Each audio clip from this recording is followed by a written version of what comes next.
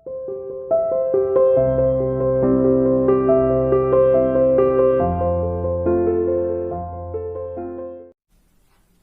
dear student, welcome to CA International School online classes. Dear plus 2 commerce class, today we will discuss about unit 7 directing and topic motivation क्या है। बेटा इससे पहले हम directing पढ़ चुके हैं। डायरेक्टिंग क्या है? डायरेक्टिंग के ही एलिमेंट है।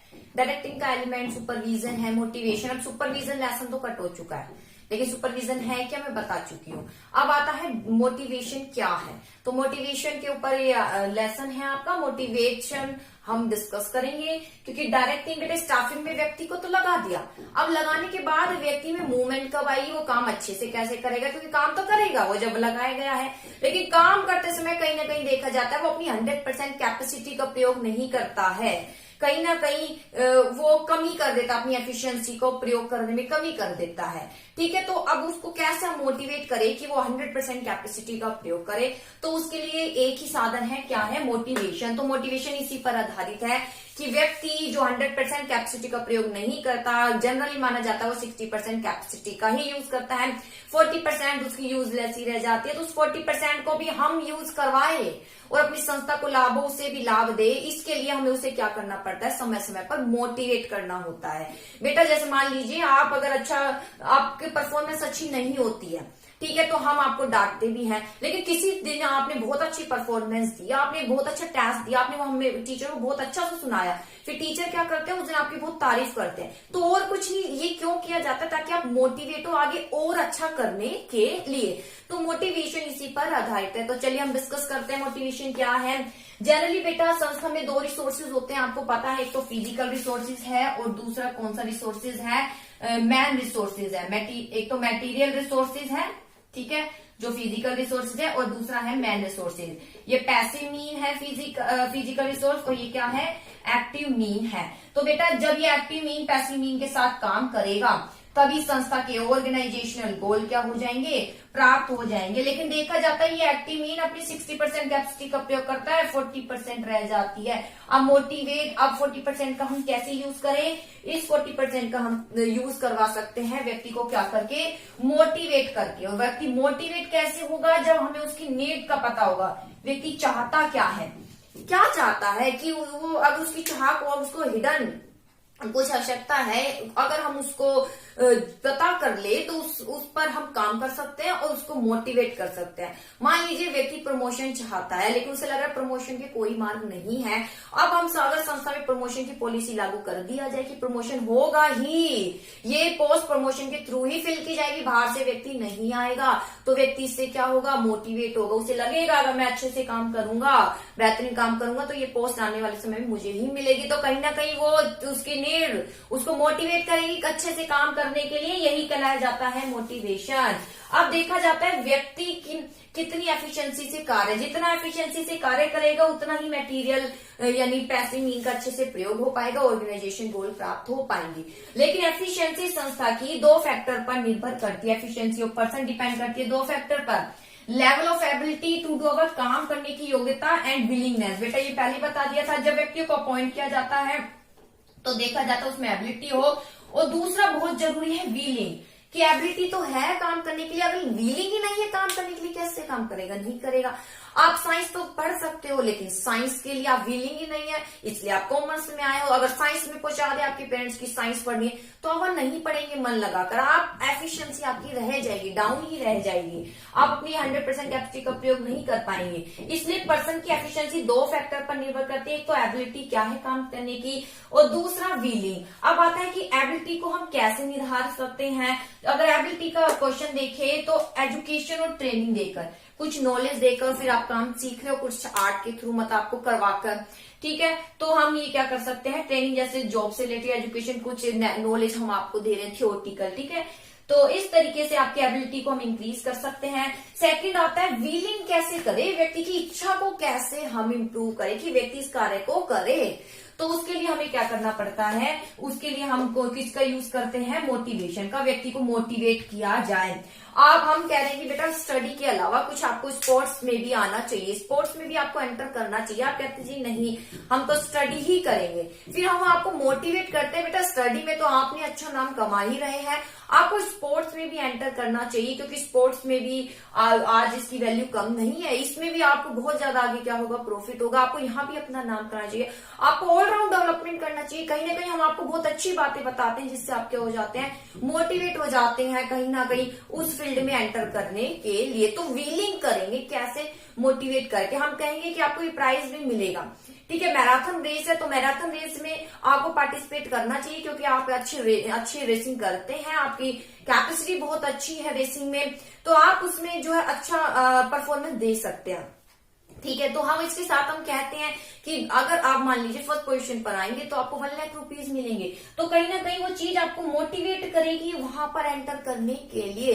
जैसे सर है, सर क्या कहते हैं, जिसके 97% से अबोव आएंगे परसेंटेज, तो उसको 1 लाख का कैश प्राइज मिलेगा। तो ये 1 लाख का कैश प्राइज और कुछ नहीं, आपको मोटिवेट करेगा। क्या मोटिवेट करेगा, और पढ़ने के लिए, अच्छी परसेंटेज लाने के लिए, जिससे लाभ हर प्रकार से होगा, संस्था को भी और आपको भी लाभ होगा। आपके पास डिग्री आपकी, आपके एक जो आपका नॉलेज है, आपका जो सर्टिफिकेट है, आपने जो एक अचीवमेंट है, वो आपकी लाइफ टाइम तक आपके पास रहेगी। इवन आपको कैश भी मिल जाएगा। तो कहीं ना कहीं ये चीज आपको मोटिवेट करेगी उस एरिया में उतरने के लिए जहां पर हम कह रहे हैं, जहां पर जरूरत भी है आपको। तो ये मोटिवेशन व्हीलिंग कैसे करेंगे, जब हम मोटिवेट करेंगे। तो इसका इट रिफर टू, यह वह प्रोसेस है जो एक्साइटेड करती है लोगों को क्या करने के लिए, मोटिवेशन एक्साइटेड करती है, व्यक्ति एक्साइटेड हो जाता है ताकि डिजायर ऑब्जेक्टिव को क्या कर सके, प्राप्त कर सके। ये कहलाया जाता है मोटिवेशन। अब आता है मोटिवेशन की फीचर क्या है बेटा, इंटरनल फीलिंग। इंटरनल फीलिंग, क्योंकि पहले आपको फीलिंग पता होनी चाहिए, व्यक्ति क्या चाहता है, व्यक्ति की नीड का पता होना चाहिए, फिर हम उस पर काम करेंगे, उसको मोटिवेट करेंगे। गोल डायरेक्टेड बिहेवियर, जैसे हमें नीड का पता चल जाता है हम उस पर काम करने लग जाते हैं, उसको मोटिवेट करते हैं, फिर व्यक्ति का बिहेवियर ही चेंज हो जाता है, व्यक्ति अपने गोल ओरिएंटेड की ओर पहुंच जाता है। पॉजिटिव और नेगेटिव दोनों ही है, क्योंकि पॉजिटिव नेगेटिव दोनों ही तरीके से हम मोटिवेट करते हैं। अगर व्यक्ति सही से काम नहीं कर रहा तो हम कौन सा मोटिवेटर यूज करते हैं, नेगेटिव। कैसे, अगर सही से काम नहीं करोगे तो हटा दिए जाओगे, डिमोशन हो जाएगा आपका, ये कहकर व्यक्ति को हम मोटिवेट करते हैं काम अच्छे से करने के लिए, डरा कर। तो वहां भी मोटिवेशन का प्रयोग किया जाता है, क्योंकि जरूरी है। या तो आपसे काम कराया जाएगा प्यार से या फिर मार से, कहते हैं ना, प्यार से या फिर मार से। अगर आप बहुत ही ढीठ है जी, प्यार से नहीं समझेंगे तो मार का यूज करना पड़ेगा। तो वही नेगेटिव और पॉजिटिव में बेटा प्रमोशन होगा, इस तरीके से कहकर आपको मोटिवेट किया जाता है अच्छा कार्य करने के लिए। इसके बाद है कॉम्प्लेक्स प्रोसेस, इसलिए क्योंकि बेटा इसमें आपको पहले व्यक्ति की स्टडी करनी पड़ेगी कि व्यक्ति क्या चाहता है, उसकी विलिंग क्या है, उसकी नीड क्या है। जैसे नीड का पता चल जाता है तब आप उस पर क्या करेंगे, मेहनत करेंगे, फिर उसको मोटिवेट करेंगे, ठीक है, क्या करने के लिए, काम करने के लिए। कोई भी व्यक्ति है बेटा काम ही नहीं करता, क्यों नहीं करता काम, ठीक है, क्यों नहीं कर रहा काम, वो कहता है जी मेरे पास तो बहुत पैसा है, मेरे पास तो बहुत पैसा, मुझे काम करने की जरूरत ही नहीं है। तो अब हमें ढूंढनी पड़ेगी उसकी नीड की, क्या हम उसकी नीड ऐसी ढूंढे जिससे उसको हम मोटिवेट करें ताकि वो व्यक्ति काम करे, ठीक है। जनरली देखा जाता है जिनके बहुत पैसे होते हैं तो वो जो बॉयज होते हैं आराम से बैठे रहते हैं, कुछ काम नहीं करते। काम तो करना चाहिए चाहे आपके पास कितने भी पैसे हो। तो क्या किया जाता है, मोटिवेट किया जाता है। तो बहुत देखा जाएगा व्यक्ति कैसे मोटिवेट होगा। हो सकता है व्यक्ति इस तरीके से भी मोटिवेट हो कि ठीक है ये जो दौलत शोहरत जो है आपकी नहीं है, आपके फादर की है। आपकी जो पहचान है आपके फादर से, अगर आप अपनी पहचान बनाना चाहते हैं तो आपको मेहनत करनी होगी। हो सकता है इस बात से वो प्रेरित हो और आगे बढ़े।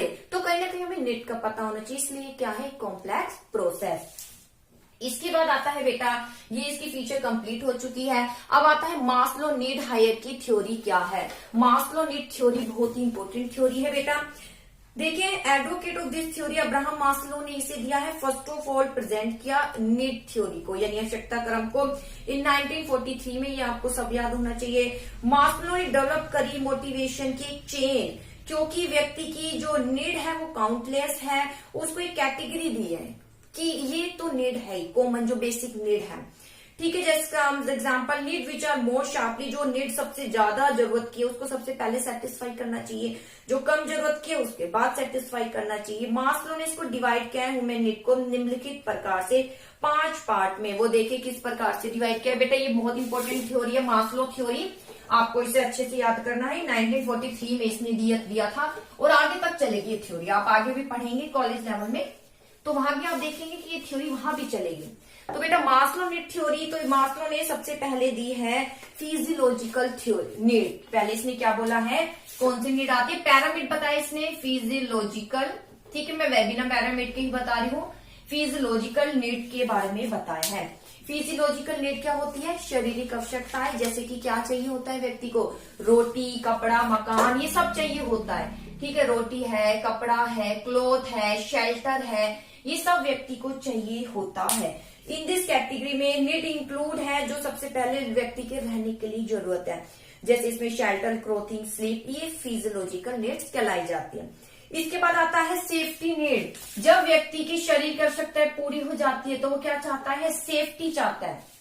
क्या चाहता है, सेफ्टी चाहता है। कैसी safety, after physiological need satisfy होने के बाद व्यक्ति सेफ्टी चाहता है। सेफ्टी में क्या क्या इंक्लूड है बेटा, फिजिकल और इकोनॉमिक दोनों ही जरूरत है नीड्स।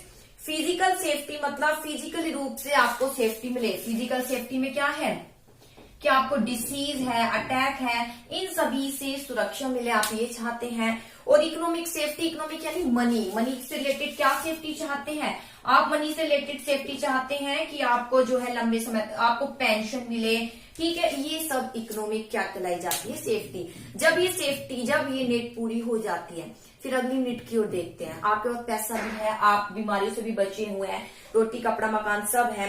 फिर अगला आता है एफिलिएशन और सोशल नीड। सोशल नीड, अब आप चाहते हैं कि समाज में आपका नाम हो, ठीक है, तो बिलोंगनेस, एक्सेप्टेंस, फ्रेंडशिप, आपकी फ्रेंडशिप हो, लोग आपके दोस्त बने, आपकी पहचान हो, तो वो सोशल नीड आ जाती है। फिर लास्ट आती है स्टीम नीड। स्टीम में लोग फ्रेंड तो है, अब फ्रेंड के साथ चाहते हैं कि आप का इनके बीच सम्मान भी हो, मतलब आपके एरिया में आपका एक नाम हो, तो वो कहलाई जाएगी स्टीम नीड। फिर आता है self actualization need. Self actualization need मतलब जो आप बनना चाहते हैं, म्यूजिशियन जो है अपनी म्यूजिक में परफेक्ट होना चाहता है, परफेक्ट हो जाता है, उसका नाम हो जाता है, तो उसकी वो नीड पूरी हो जाती है। तो ये है बेटा मास्लो थ्योरी। एजम्पशन क्या है, लोगों का बिहेवियर चेंज होता है नीड से। जैसे पैसा आ गया उसका बिहेवियर चेंज हो जाता है, ठीक है, पैसा नहीं है तो बिहेवियर चेंज, तो नीड उसका बिहेवियर चेंज कर देती है। लोगों की बहुत सी नीड है और उसको मास्लो ने एक प्रायोरिटी का क्रम दिया है।